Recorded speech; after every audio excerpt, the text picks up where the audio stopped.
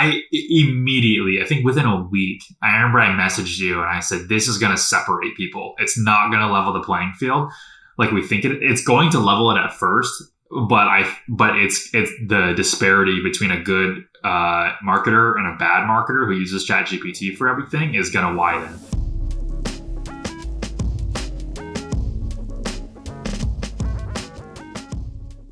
Hey everyone, welcome back to the Everbros podcast. We haven't opened like that in a long time. That's nice. It's been about 40 weeks. So when I was listening to some of our earlier episodes because we got a comment on a couple of the earlier ones, and I'm gonna shut this door. Hold on, it's gonna be a clock.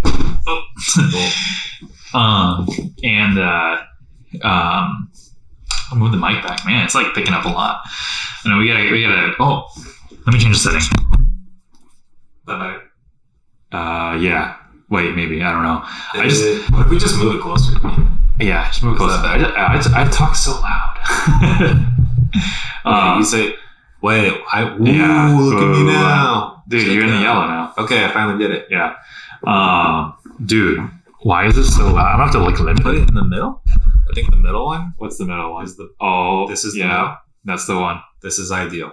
Yeah. We did it. Cool. Let's do this here. Okay. So we've been getting people in the group, or not the group, the website, like commenting on the earlier episodes, and some people actually telling me that they've been listening to earlier episodes.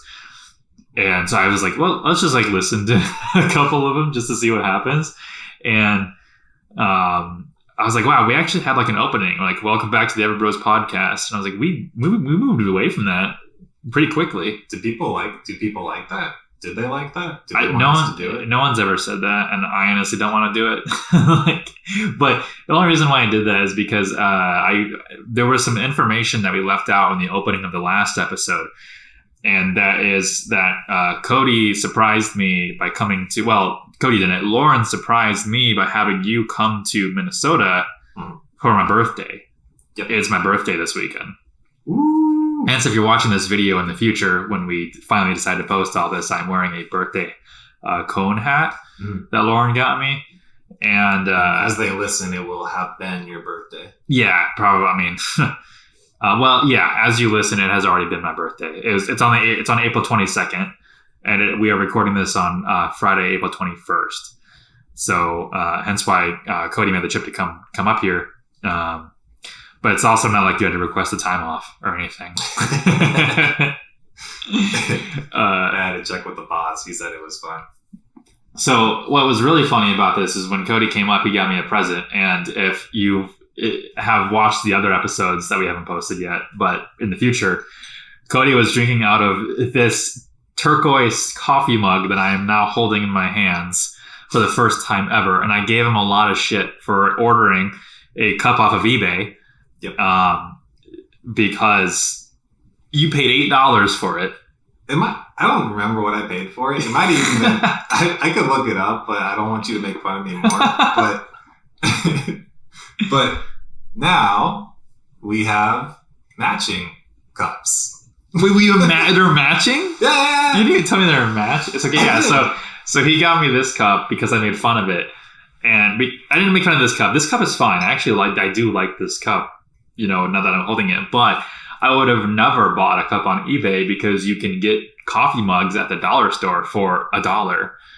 Yep. And there's nothing special about this turquoise cup. There it is. What does it say on the bottom? Well, now it says Jake's eBay mug. I wrote that. Yeah, Cody. Cody wrote it. So it's with a Sharpie. So. Yeah. So now I have this cup that I belittled so much, and it is in my possession. But I feel like it has more value to it. I feel like I needed to clarify too, because I thought if I just gave it to you, that you'd think that I gave the exact same one. And so I want people to know too, I still have mine. I bought the exact same one on eBay twice. And there was only one seller. So I was happy and I felt lucky to find it. So we have. What if they only had two and they were like, and someone bought one of them and they're just like sat on the other one forever, and no one bought it. And then like a year later, the same guy comes around. Yeah, I will look at that other one. It's needed. I'm the dumb guy. Well, it's a similar story. The license plates that we have for our cars are the Minnesota like Moose Foundation or whatever. So it gives money to like Minnesota Wildlife Preserve to preserve like the moose, the mooses, the meese, the meese, the mice, the meese up here in Minnesota. So I got my license plate for my car. And then like I went back 2 months later because we bought a third vehicle and to get the license plate for that. And I did the same moose, and we named the mooses on each car. So my Cadillac, I have it's a very old Cadillac. It's not new. It's not expensive. It's like 11, 12 years old. It's okay. 13, 14 years old. Yourself. It's fine. So it's Frank and Beans. So the front moose is Frank and the back one is Beans. And then on the Lincoln Navigator, which is also very old, bought on Facebook Marketplace as like a beater car that we could drive through the snow. That's Frida and Frontuga. The moose is we name on those license plates. But anyways, where I'm getting my ADHD is taking over. What was interesting about that is I went back like a month or two later to get these plates. It's probably longer than that, honestly. Maybe like 3 months. And the license plate numbers between the two are one number off. Like it's literally the next one in succession. And that's impressive. I was like, I renewed my plates. Went back 2 months later, we got the same like moose plates. And in that time, no one had purchased the moose plates or renewed. So do they just not like the moose? Well, also you can't get pulled over for expired plates in Minnesota. So at least in the Twin City area. So I feel like there's a couple of reasons. One is nobody is renewing because they don't have to unless they get pulled over for another reason. And two, I guess people don't like mooses. Strange. So I know people really like the Iowa has the just black. They're completely black. Oh my God. Let's go into this. Okay. Do you know why that's like been popularized in Iowa? No. So I don't know anything about it. Okay, so like a few years ago, when I say a few, I mean like 10. They had a license plate design competition, or they had someone design like 3 different plates, and then the public voted on them. And now you guys have those god awful, ugly, like neon green grass license plates, like the newer ones. I can't even remember what my plates So everybody hated those, and they like bullied the artists because apparently like the license plate that everybody wanted to win didn't win. Oh, and which I guess I don't know, but now like the black license plates are like in, which the black ones I don't know if they support some kind of cause or something. But I don't think so. I think that they're just black plates. But you can get black plates with white lettering, which are cool by themselves, and it's been like. It started out as kind of a protest to the new plates, which I tell Lauren about this, and she's like, "This is the most Iowa shit to argue about." Like, but no. So I just wanted to preface this episode with we're still in the same room. We're just when the last episode recorded it was like an hour ago, but we got some things coming up. We got to put some in the QE to make sure that we're covered for the future. That way, you guys y'all got something. Friday. So, but I wanted to preface that it is my birthday weekend, which is why I'm wearing this hat, and I have to say that. That's why Cody is here. He didn't show up on a random Friday and was like, "Hey, let's do this in person," because the audio quality is worse.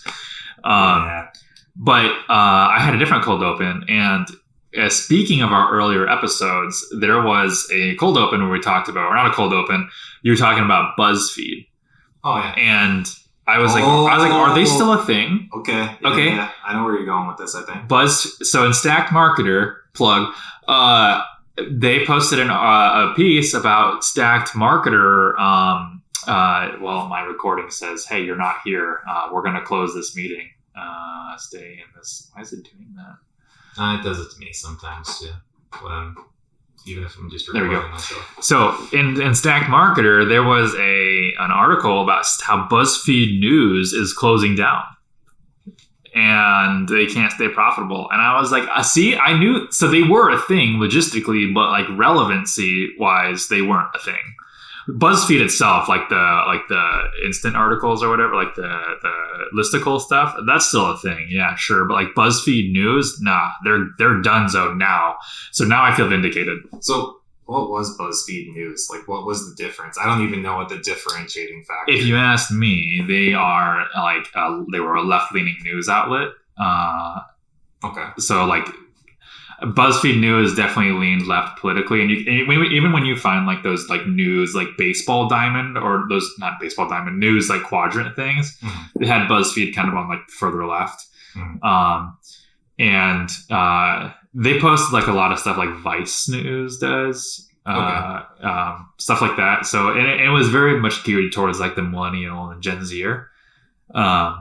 So it was news kind of. Yeah, because I feel like Vice, I get what they do, some documentaries and stuff like that. To be honest, I don't really like Vice's style. It's just not my kind of thing. But they do news that's not like breaking news, I guess you could describe it, where they are reporting on things, but it's not all super time sensitive. BuzzFeed News was like if somebody just watched Jon Stewart and Stephen Colbert and then wrote articles based on their based on their episodes. Yeah, that's exactly what it sounded like. How it read.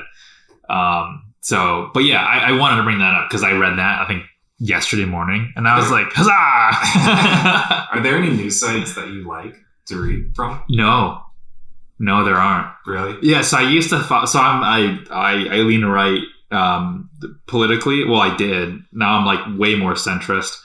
And I used to follow the Drudge Report, which is a conservative publication, but it's got kind of like a hysterical spin on it. Well, at least not like hysterical, but like blunt to the point where it's funny.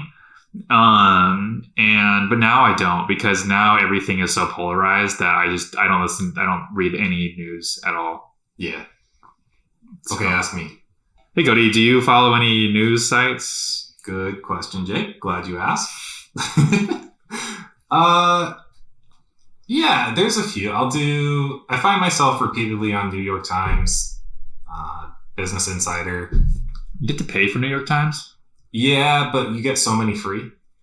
Oh, usually refresh your cookies and then... Yeah, but they found out, so I've given up. They even started tracking then you gotta reset your router, because then you get a new IP address. Okay, well, I might just cave and end up paying for it, because I think New York Times does a good job. I like the writing from The Atlantic. In general, some of their stuff, is a little bit too far left for me, but I do think that they have some very talented and impressive. But you do lean left, though. I do, but even so, yeah, some of the stuff I was saying, and I've said before, like I have to remind people that I run my own business, therefore I am a capitalist. I like owning a business. I think it's a fun thing to do. So I would assume everybody listening to this is in some form a capitalist. Oh yeah, who knows, right? I mean, I don't know how you would want to. You have to be, right? Javier is probably listening just because he's your friend. He's like, no. Thanks, Javier. Yeah. What we got a topic? Yeah, today? we did. I forgot it though. So this has been a hot topic since, what was it, like December? And the hot topic is where is digital marketing heading with AI? And AI has always been a thing in digital marketing, and not even necessarily. There's definitely like a confusion between like AI and algorithm, and like Google's search, for instance, has mostly been. I still think it is all algorithm. There is no AI. And so I want to talk about the definition of AI first, because you can make an argument either way, but AI does not include if-then statements. It has its own logic and language model and understanding, whereas like an algorithm is going to be just a very complex series of if-then and scoring. And therefore, Google search and Bing, for that matter, has never had AI in it.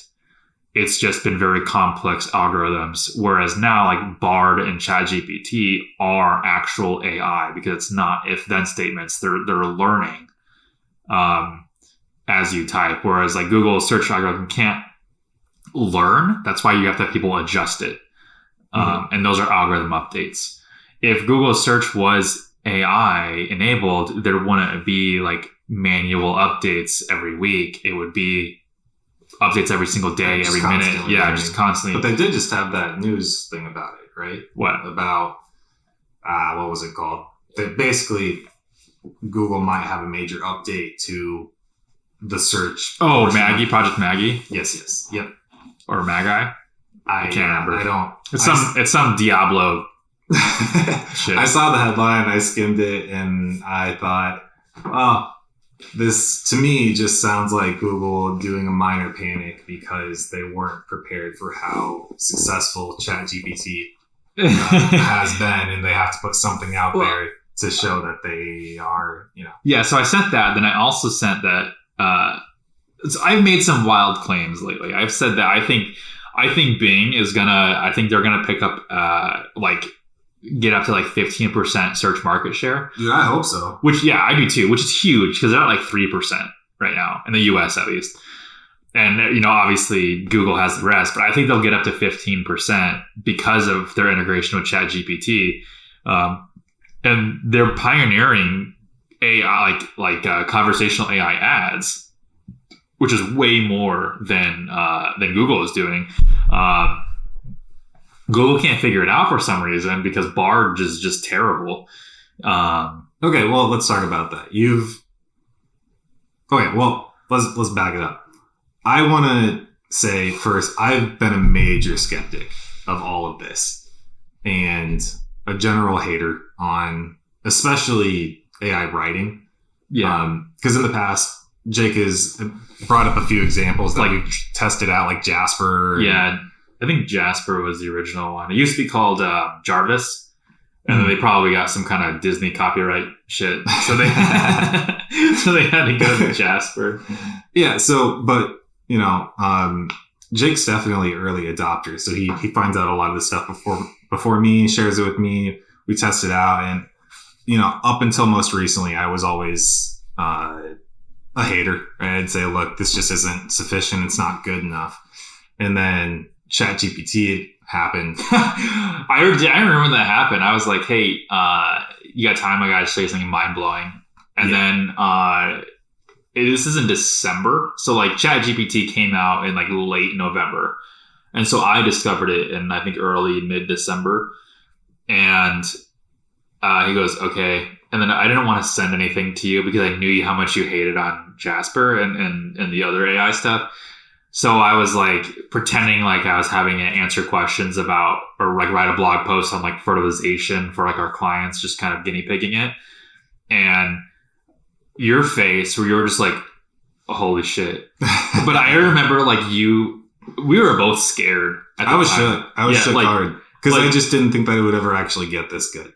Yeah. Or at least, not in our lifetimes. Yeah. And, which I think you can make an argument that that's stupid because technology is advancing so fast and so rapidly that, we should have expected it. But ChatGPT just kind of came out of nowhere, I think. Yeah, it feels like it. And we were, I showed it to you and you're like, holy shit, like this is insane.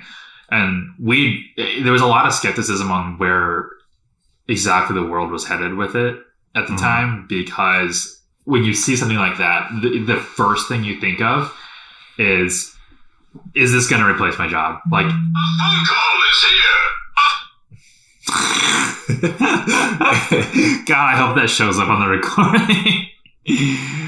I just turned on me up. But because like we have a big selling point of we write our own content, but it's like if AI can do it just as well, then like that's not really a selling point. Yep. And then also the fact that it could write code too. We're like, well then what's going on? So there was a lot of, but I remember one of my first thoughts though was the opposite. I said, but I think you were optimistic. I was very optimistic about it. I'm less optimistic about its effectiveness lately, actually. And I'm more but that's okay, because even if you take it out of our lives completely, I'm still optimistic because we crush it the way we do it. If we have to use it, I'm still optimistic. So it's kind of a win-win for me. But did you want to back up further or keep laying groundwork? Because I can start going into what I think about it now. I guess I'll just say, if you haven't gathered by now, I hate all things new. I'm just a grumpy old man.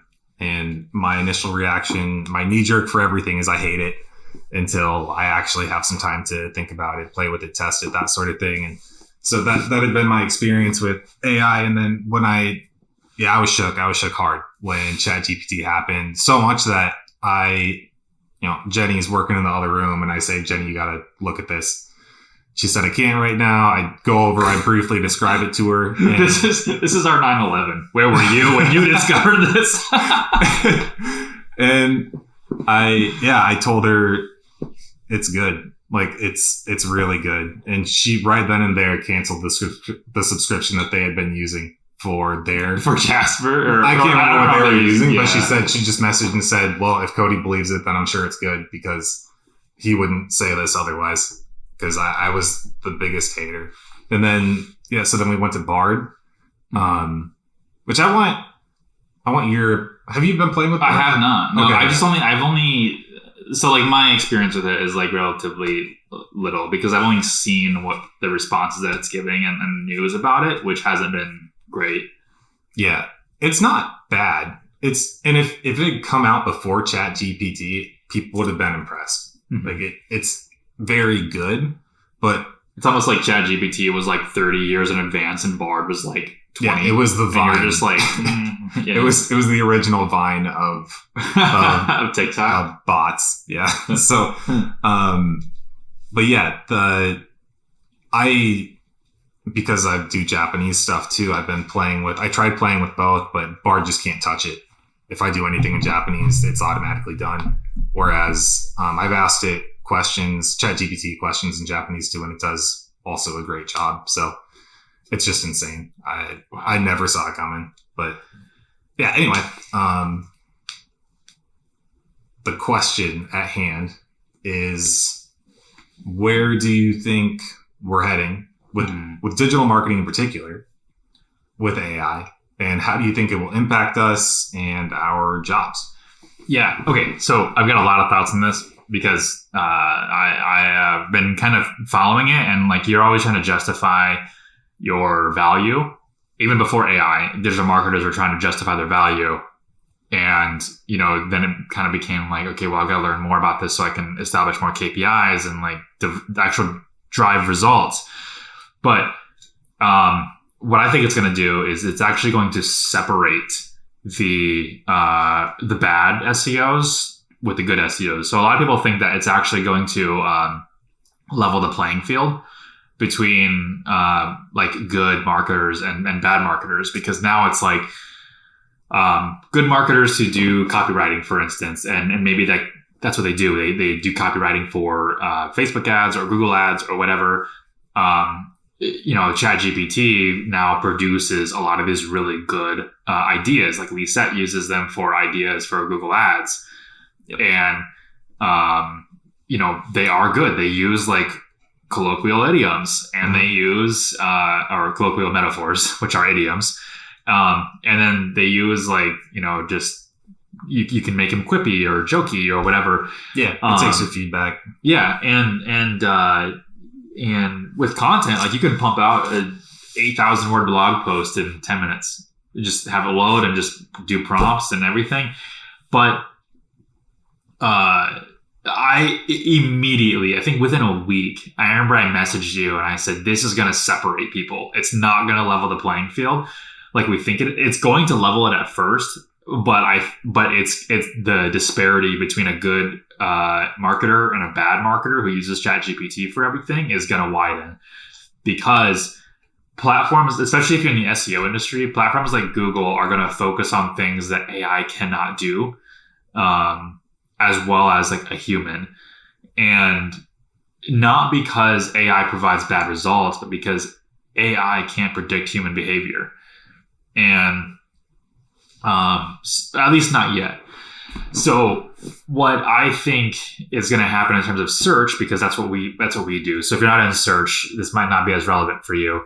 But if people can pump out thousands of pieces of content a month or a week or a day, it's all going to be AI generated and low quality. Like there's not going to be the human touch or like the experience in it. Yeah, I was going to say, because you say low quality, what do you mean? Because they're written well. Everything is they're written well in like terms of the English language, but in terms of like actual using like statistics and experience and data and images inside the copy, there isn't anything to it. It's just fluff. And if you've ever used ChatGPT in terms of creating long blog posts, you've noticed that it's quite verbose. Like it uses a lot of words, and it sounds like a senior in high school just trying to meet the word limit on a paper. Some people do that to it, right? Or well, like write this many words. So. Yeah, it's fair. And I remember like a week, not even a week, but like a couple of days after I told you, I was like, Google's gonna focus on EAT. Like they're gonna go hardcore on expertise, authoritativeness, and trustworthiness, which I have my own theories about in regards to like how they're gonna start calculating that more. And I think it's gonna be a lot about who the author is and what the author has done or written for and things like that.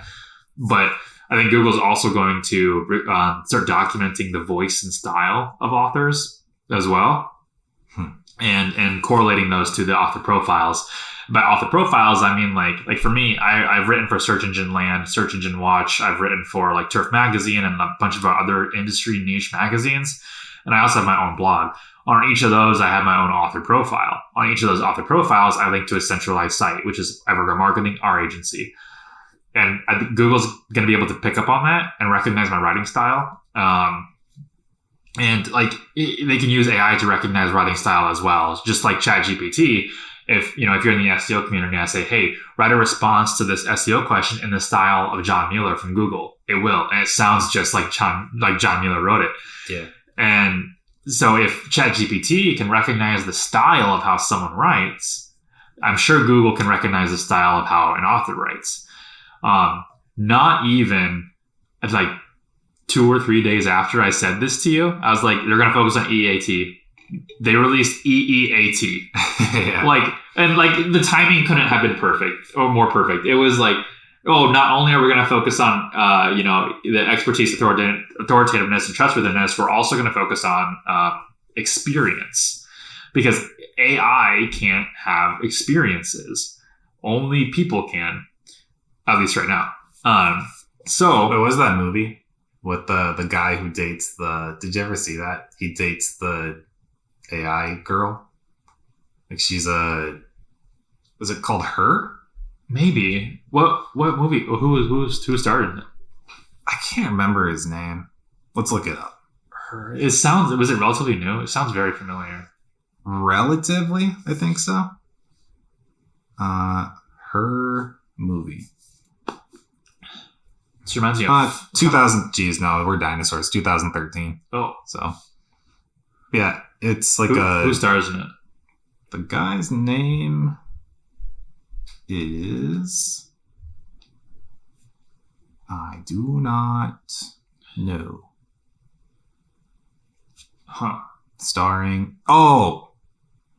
this, I can't remember how to pronounce his name. Is this guy? Oh, Joaquin Phoenix.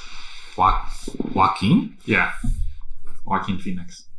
The guy who plays Joker in the new Joker movie.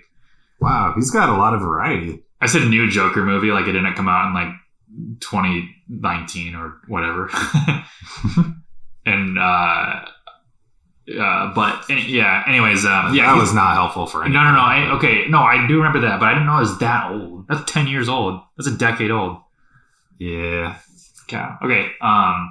But so it's going to be focused on experience, and people are going to have to like edit it. I mean, you can use So I was like, okay, you can't just pump out content. You still have to edit it. You still have to put a human touch. Yes, you can use it for ideas and examples, but we still have to actually edit it. On top of that, Google has also taken away a lot of other things, like page experience is going away in Search Console, and they're focusing on core web vitals now. And that's a lot of technical SEO that you have to do, and it's not something that fully integrates with AI yet. But technical SEO in itself, dude, I'm going off right now because this is like my thing. Technical SEO is not something that a lot of like the fake SEO people out there are really that involved with. No, it's just you say redirect map and all of a sudden people shut up. Oh yeah. Yeah. You say redirect map. You start throwing out codes. You can even say like in terms of technical SEO, you could even instead of saying like website page, if you say subdirectory, like the brain falls out. It's the same thing. But like SEOs who only focus on content SEO, yeah, your job's in jeopardy because you're not looking on how to be a better SEO and learn the technical side of things. And I've learned recently, apparently, knowing your H1s, H2s, and page titles is technical SEO. No. Who said that? Literally everything I've been not things I've been reading, but like groups that I've been in. So people are like drawing the line between content SEO and technical SEO at like meta tags. That's bad. Like even if you are just I'll say it. Here's my take on content writing and content SEO. It's the same as running. The problem is that everybody can do it, and that drives down the value, right? Because everybody can do it. Yeah. And everybody can do it even more so now that AI is, but generative models are. Yeah. If you want to be exceptionally good, then if you want to get in the 0.0001% to make the very good money and spend the years, developing that skill, prepare for that life because, I was an English major for a semester and thought, nope, not anymore. That's a lot of work for not much money. This topic also gets like beat to death a lot, like, where's AI headed in the SEO industry and like what's it going to be called? Is it going to be called AIO instead of SEO? Or is it going to be called, whatever, and are you optimizing for AI? And no, it's going to be SEO. Like people are going to keep searching the way they do. And I really do think it's just going to widen the gap between, someone who's worthless versus like a good SEO. Because you're going to need to put your human touch on things. But this is only one side of it, though, too. This is only the organic side. I mean, we haven't even mentioned ads and automated bidding strategies, automatic bidding models on multiple bidding platforms. Because, right now, Google's pushing their Kool-Aid hard of everybody should be on automated bidding. And Performance Max, which is an AI-driven ad format. Which we blow out of the water with our manual placements and manual ads. So, will it beat us sometime? Maybe, eventually. Yeah, I mean, I would expect, but I think what it comes down to then is it's the same as anything else. Your job is no longer to do it or even necessarily know how to do it in that moment. It's to facilitate it and be willing to seek it out. Mm-hmm. And that's where you keep your job.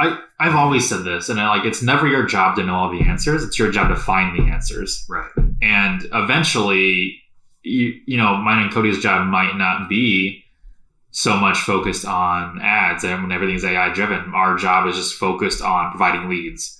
And when you think in that mindset, you will experience pivots. But also don't get scared when things like this come out. Like I know a lot of graphic designers are scared right now with DALL-E and other AI art pieces of artwork. In fact, Adobe stock, I got an ad from Adobe stock images, and they showed on the left, they showed an AI generated image of a woman eating a salad, and on the right, a stock image of a woman eating a salad. And the AI generated one, she looked demonic. Like it was like scary. And they're like, yeah, use our artwork or like nothing beats AI, stock photos. Like, even AI has trouble with it. And one, to me, it's just sad. It's sad that Adobe feels like they have to compete with AI, and not just express their value instead of like, trying to belittle the competition. Right. The idea that the second you even bring up your competition, that you're basically punching down. Yeah. And the other part that's sad too is like, yeah, you use one bad example of AI artwork and then compared it to yours. Dude, Kajabi did this to Kartra, where like Kajabi posted like here's the differences between Kajabi and Kartra, and like Kajabi posted it. So like what do you think the article is going to say? It's going to say everything bad about Kartra.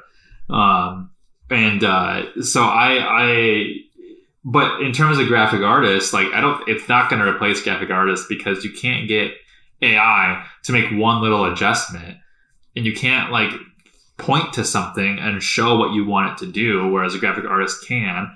And yeah, AI is going to get to a point that's like probably closer, but who's to say that a graphic artist isn't going to use AI to then scale themselves? I would imagine the people that are more concerned aren't the creators, the creatives, the artists. It's going to be the math men, right? Like, there was an article I read a while back about how, math men have replaced ad men. And the idea being originally, in the 60s, ads were... Yeah. Like you're talking about, like, what's that show? Mad Men. Right. Yeah. I feel like we have any non-native English speakers, like ad men, math men, mad men. Yeah. So concept being that once everything moved to digital, it no longer became about creative. It became about math and algorithms and optimizing things in that way. And that's why we have calculators, right? So if that's why if that's how they think and how they approach the business, yeah, I would get why you would be scared if that's your kind of forte. But if creativity and angles and approaches and kind of those advanced things that usually you have to read books if you want to get to eventually know and appreciate them well, those I think are going to be the safe spots, as opposed to, the things that, like, it's effectively a calculator. If it can do exactly what you need to do, then you're out of luck. But I think it's going to have a hard time replacing, that personal touch that is needed in very unique instances and situations of, how do I approach this market? What's the right message for them? It feels like we're, like, the way you're describing this, like we're like reversing. Like, yeah, it went from the creative to the math men, and then it's going to go from the math men to the creative, because the job of the math men is going to be taken over. Yeah, that's how I feel. By AI. Yeah. And in that case, like, fine, like you're still an agency. Like, pivot. You might have to hire talent that you're not used to. Maybe Cody and I are not creatives. Like, if the industry were to flip right now and all of a sudden AI like took our jobs, we'd be hiring a creative real fast, because we're not that. Or I enjoy doing it, but my problem is I can't do it in a cost-effective way. That's the problem. I'm super slow. Like, it's fun, but that's the thing, right? Is if it's fun, then maybe don't necessarily do it as a job, because you'll start to hate it. Yeah. I don't know. I don't think. I really don't think like you and I are going to be affected by AI. I think the people that are really going to be affected by AI in the agency space are people who already outsource their work.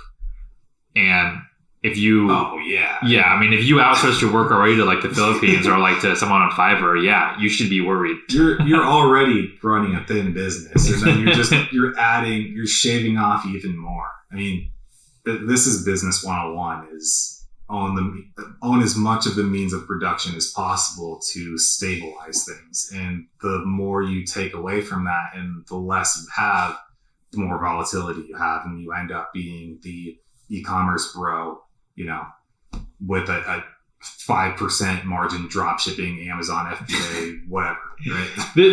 This is a hot topic for me, because I absolutely hate this, because the reason why most agencies fail is because you guys are lazy. Like, I've been doing a lot of this recently. Where like I'm in this group on Facebook called SMMA Agency, and really it's just a bunch of people. Like it's like half people like in India and Pakistan, like looking for like setters and closers and stuff like that, and then half people actually asking genuine questions because they didn't get the information that they needed from the course they took. They're asking for what? What is it? Setters and closers. Why are they asking for it? Because I'll tell you why. Because this is a world I don't know. Okay, so there's been some people saying like, "Hey, I just started an agency looking for people to cold call and close deals. You get 10% commission on whatever." Oh, they're looking for salespeople? Yeah, that's what a setter.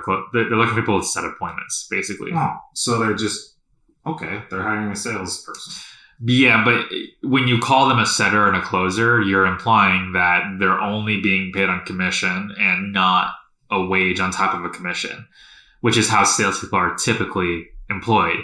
So when you're looking in, okay, let me back up. Let me tell you kind of what the fake gurus preach.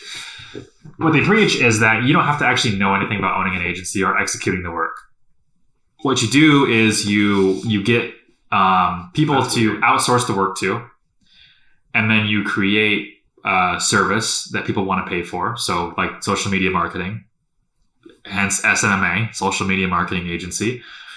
And then you also pay people on a commission base for the actual appointments and the leads. So you're paying people for the leads and to close, and then you pay people to execute it.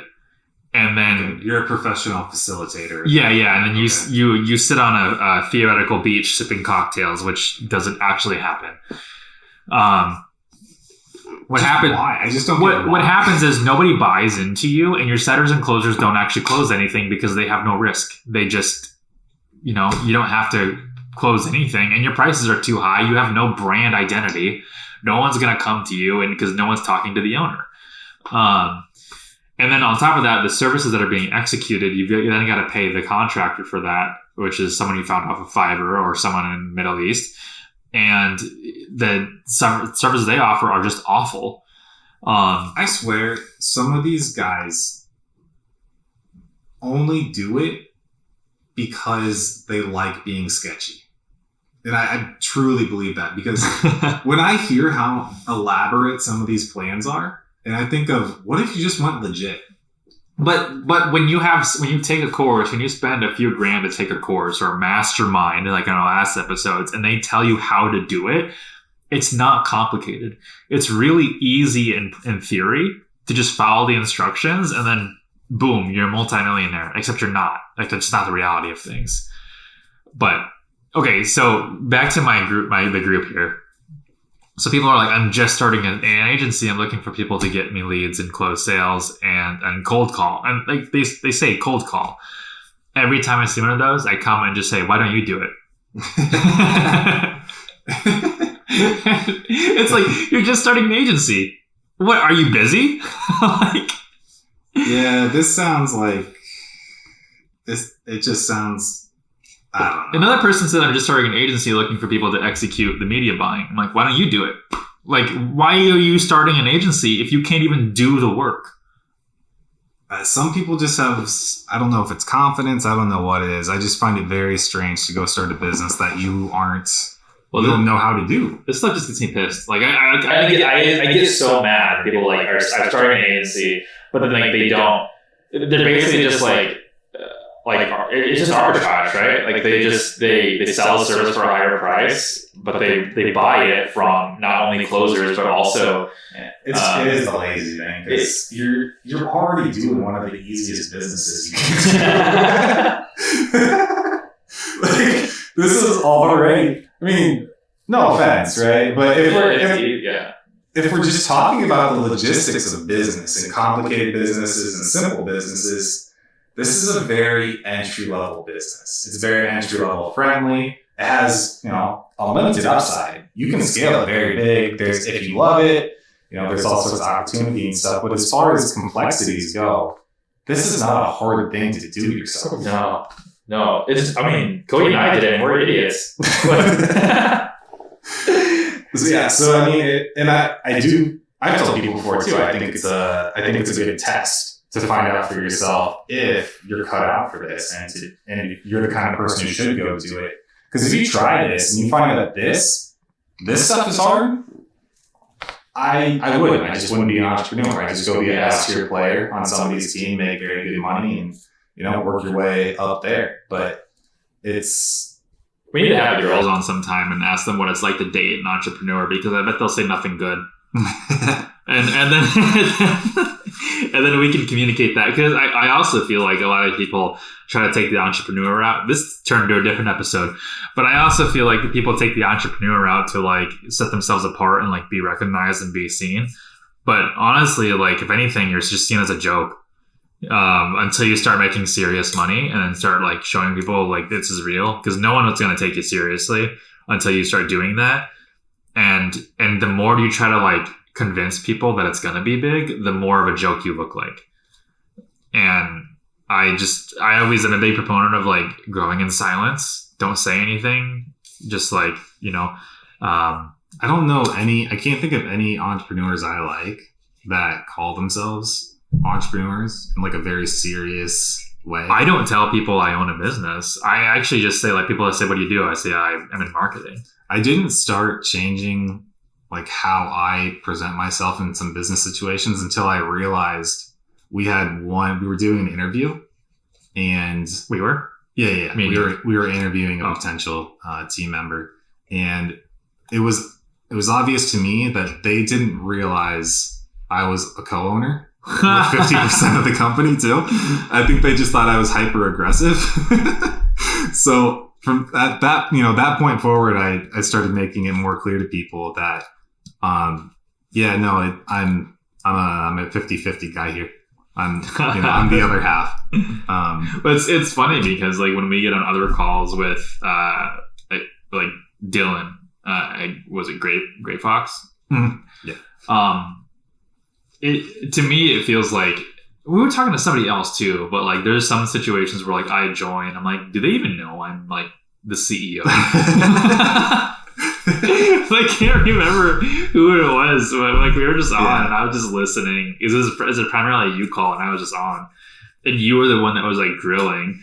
I'm just listening, and I'm like, they're probably like, who the hell is this guy? It goes both ways though, because depending on the topic though, I do the same thing where I just show up and I kind of look around and then like, good talk, guys. I said nothing here. Happy to help. That was a good derailment.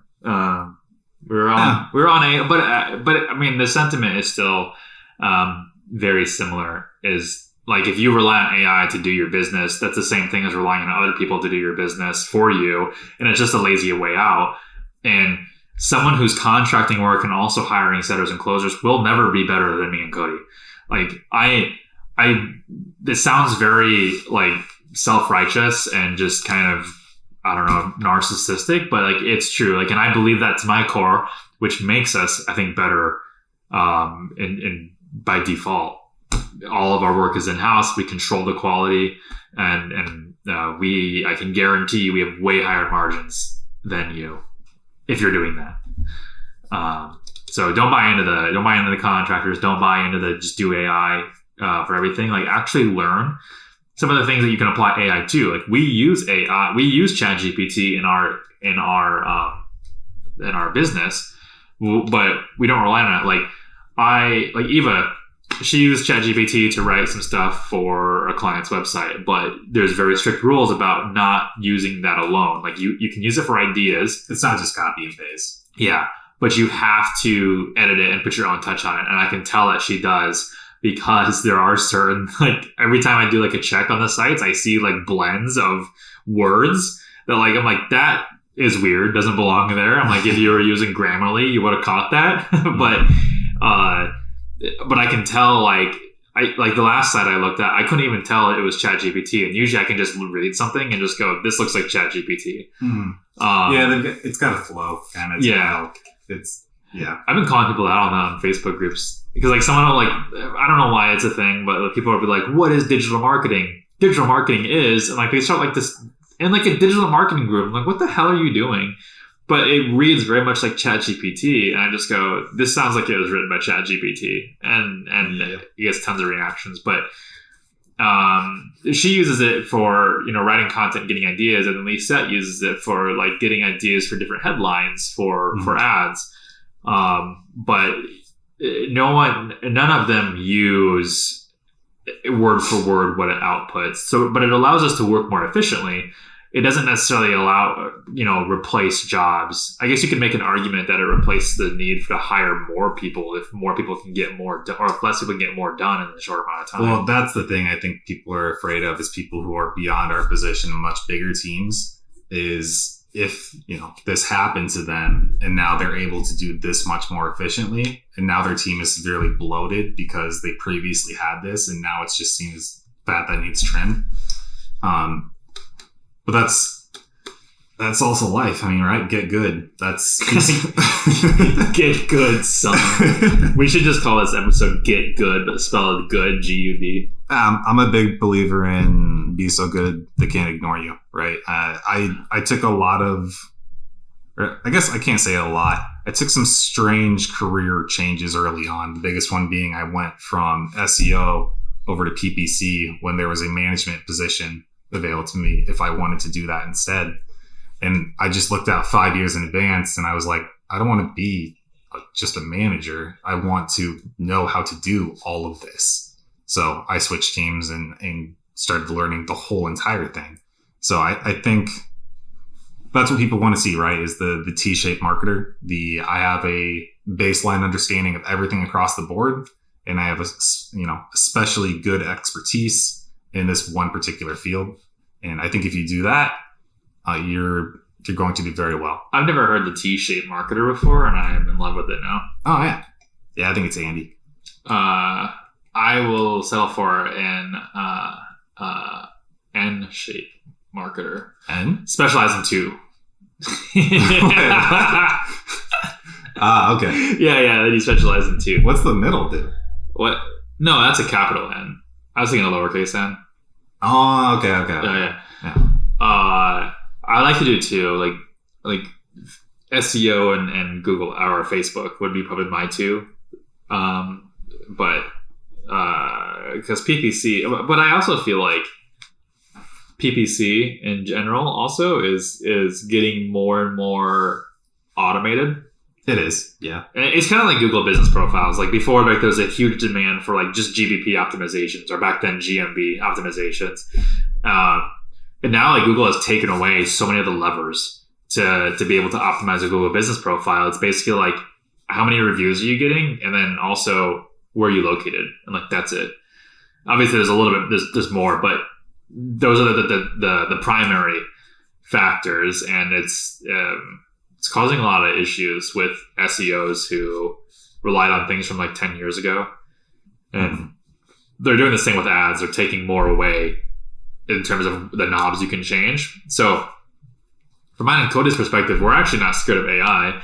Well, if anything, what we're afraid of is Google just not liking agencies, which is dumb, and giving tools to business owners to just automate everything through AI and just take their money. But at the same time, Google doesn't even recommend good things to us. They recommend things to us, like to optimize the campaigns that we're running for clients that were actually performing worse because it gives them more money.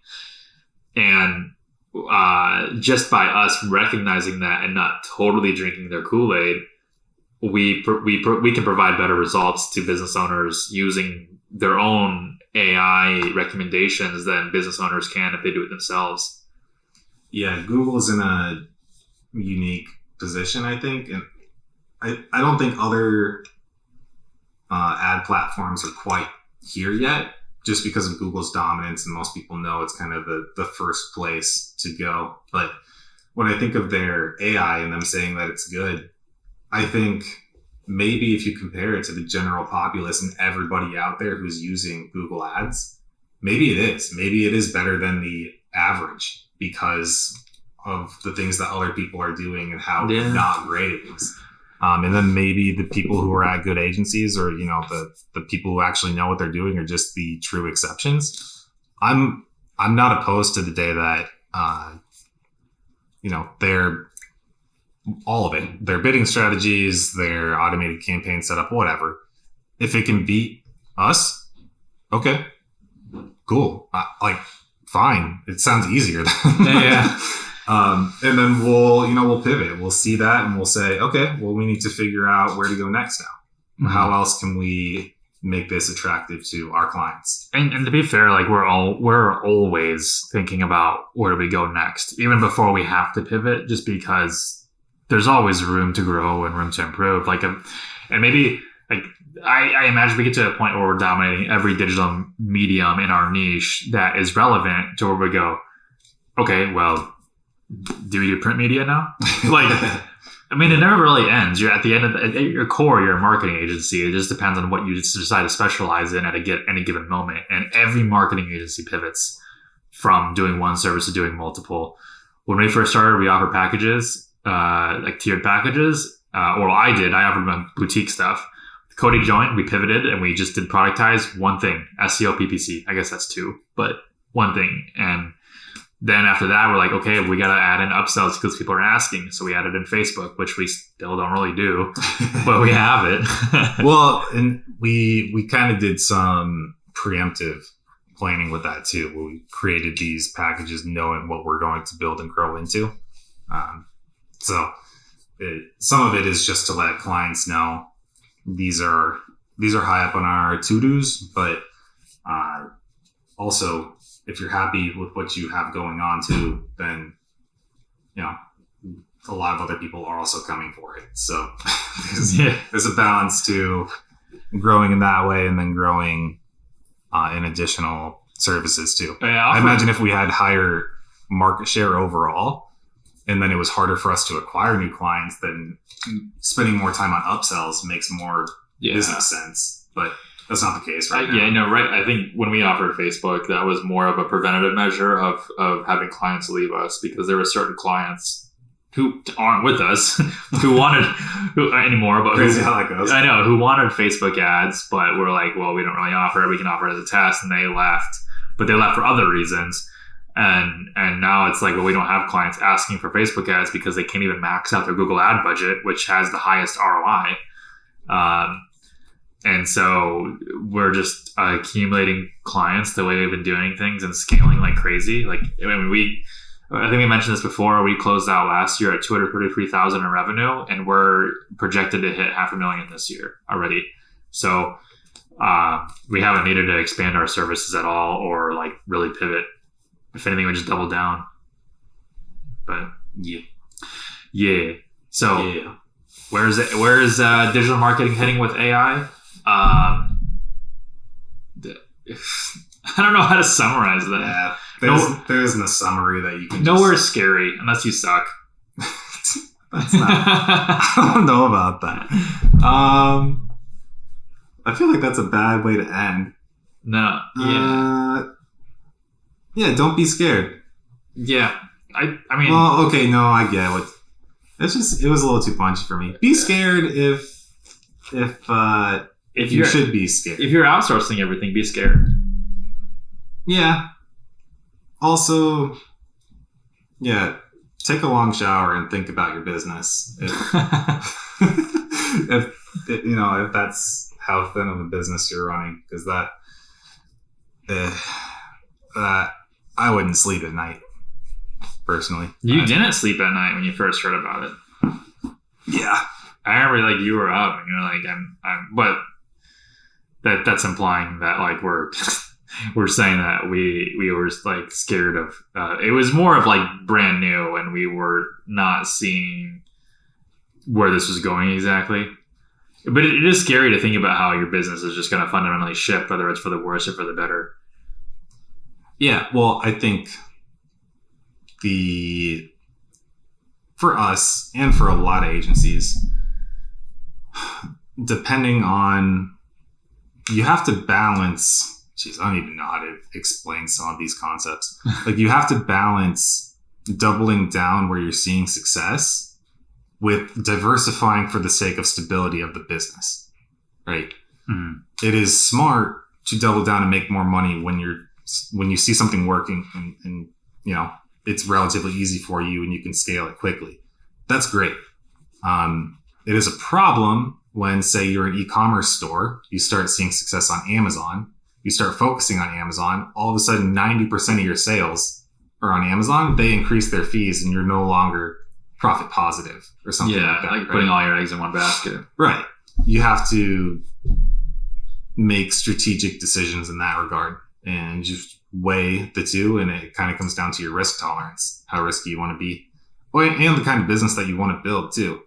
I think there's sometimes I see some of the questions that we get into and I just don't know how to answer because you don't agree with how they're doing. I just I don't know their philosophical thinking. Like, I can give very simple, direct, straight business answers, but a lot of times things come back to what kind of business do you want to run and how do you want to live?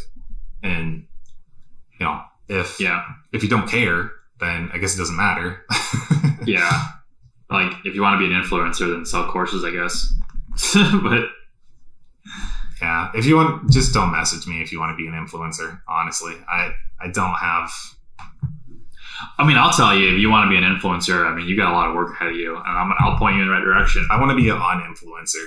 I just want to max out Vanguard and disappear into the mountains. Here's the thing about influencers, though, is like I fully support anybody wanting to be an influencer, but you have to be an influencer with merit. You can't be an influencer that just like regurgitates shit that you hear from other quote influencers. You should be an influencer like Matt Diggity or like Barry Schwartz or like in the SEO community, like someone who knows what they're talking about and not just like a fake influencer that pretends to know what they're talking about. Yeah, I think that's not even my biggest beef. One of my big beefs. So I really like Bo Burnham a lot. Oh, yeah. And is he still relevant? Is he still a thing? Well, that's why I love him, is he will go years without doing any major, any sort of major creation. And then, he comes out with, what was the name of his last Netflix special? I can't remember. And it was awesome. It was great. I love seeing that.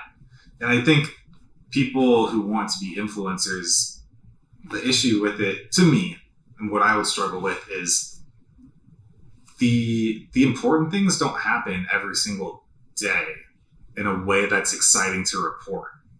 When you do very cool things, they take a long time. And then talking about them is great.